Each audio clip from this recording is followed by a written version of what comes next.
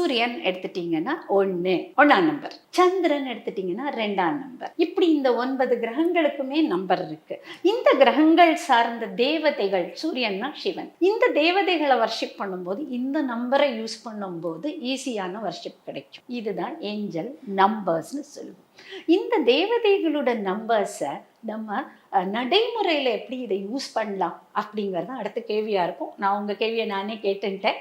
So இந்த நடைமுறையில் use பண்ணுறது எப்படி வரும்னா, தேவதைகளோட நம்பர் 1 to 9 ஆல்வேஸ் இருந்துன்னு தான் இருக்கும். நீங்கள் ஒரு காரில் போகிறீங்க, உங்கள் கார் நம்பர் ஒரு நம்பர் இருக்கும், எதிர பார்க்கக்கூடிய அத்தனை வண்டிகளுக்கும் நம்பர்ஸ் இருக்கும். அப்படி பார்த்தா எல்லா நம்பர்ஸும் தேவதைகள் ரூபமாக தேவதைகளும் நம்பர் ரூபமாக நமக்கு வந்துட்டு தான் இருக்காங்க.